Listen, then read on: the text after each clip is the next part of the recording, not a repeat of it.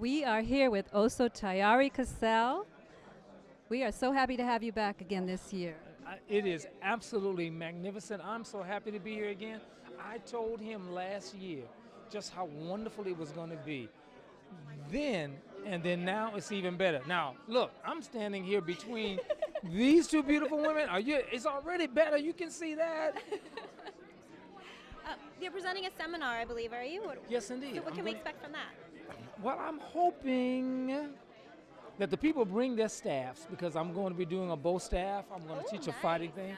And then some empty hand. I'm going to have some fun, as I always do when I'm here. Yes, indeed. Now, you were handpicked by Chuck Norris to represent the U.S., I believe, in team fights, correct? Oh, my goodness. Am I correct? You have done some history. No, really. Yeah. You better believe it. Yes, indeed. So if that's true, what does the action genre mean to you? What do you think? Well, you know what? How has it changed? Oh, well, it's changed absolutely magnificently, because you're looking at the intricacy of techniques and the movements now, different than it was before. And it's the fun, it's the excitement. I mean, are you kidding? Somebody jumps and kicks and they run up a wall? Come on, Superhuman. Yeah, that's a superhuman. But now remember parkour, the fighting. Remember the movie that one of the James Bond movies, and when the guy did all of that extra movement as they were running and jumping and flipping through the buildings. Well, that's the human ability.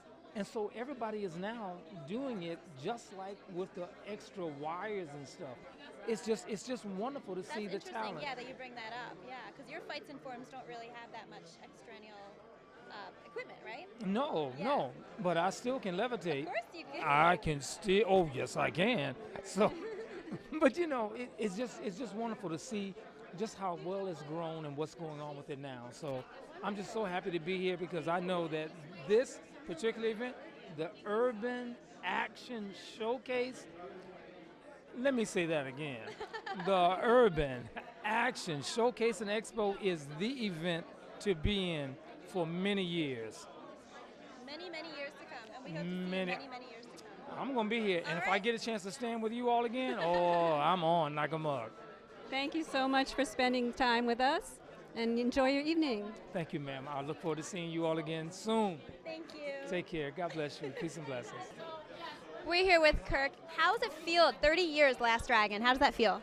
Wow, Did I just blow your mind or what? it is. I mean, I keep hearing the number 30, and I know it's been 30 years, but that is strange. So much time has passed, and yet I feel blessed to be here and to represent the film, and a lot of great memories. Memories of Julius Carey, our show enough, who I love very much and miss, and Leo too. And so I'm just really privileged to be here, and looking at the film afresh too. I was like, it still works.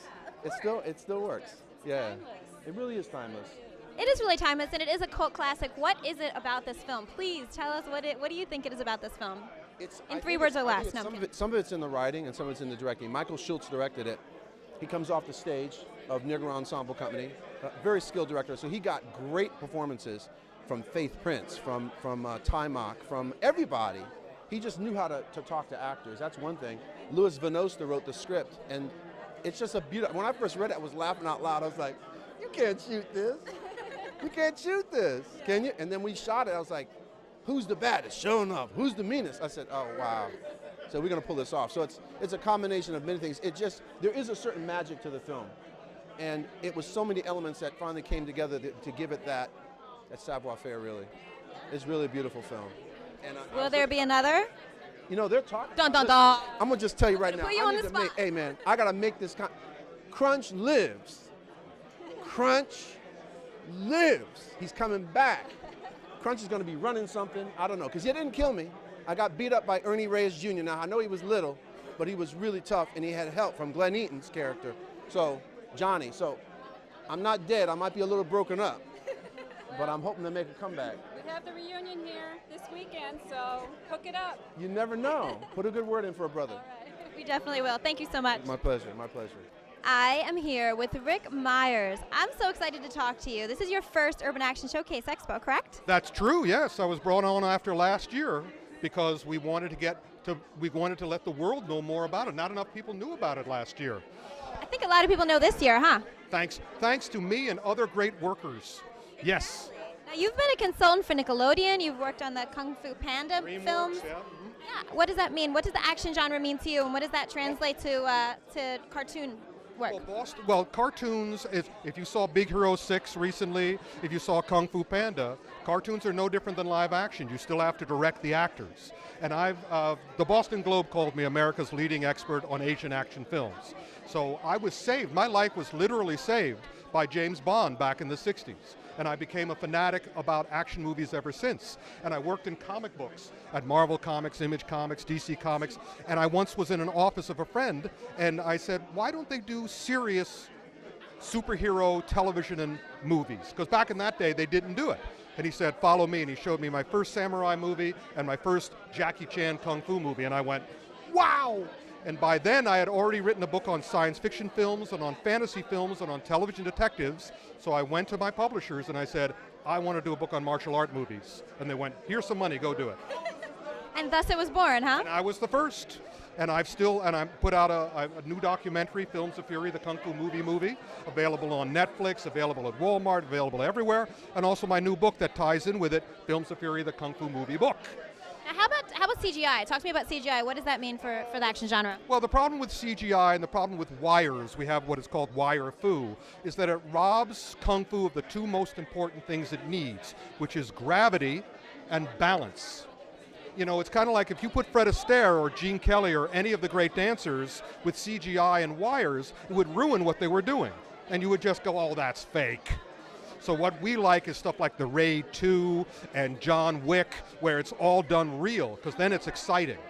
But if it's all with wires and CGI, it's still exciting if it's things like Avatar and Big Hero 6 and other great action movies and Game of Thrones and all and The Hobbit. The Hobbit, listen, The Desolation of Smaug last year was one of the best action movies of the year. But they took balance and they took gravity and they combined it with CGI in a way that didn't hurt it. But most of the time in a lot of movies like Forbidden Kingdom with Jackie Chan and Jet Li, they just attach them like little yo-yos and jerk them around, and it's not as exciting. So working with Nickelodeon, do you see a younger generation coming with action genre? The younger generation has always been the big, it's funny, it's not really an argument, it's a discussion we have. This is the Urban Action Showcase that we're a part of right now. And I'm always saying Kung Fu movies are not just urban. The most successful ones, Jackie Chan's Karate Kid, Crouching Tiger, Hidden Dragon, Kung Fu Panda, are family movies. That's a good point. Yeah. That's a good point. Yeah, it is a good point, darn it. Well, thank you so much, Rick Meyers. My pleasure. It's always good to see you. This is Mrs. Claus, by the way. But we're not going to tell anybody. Don't tell anyone. This is our head elf, but don't tell them about that either. And be very good, little girls and boys, and I'll see you at Christmas. Oh, that's it? We're going. That's it. Thank you.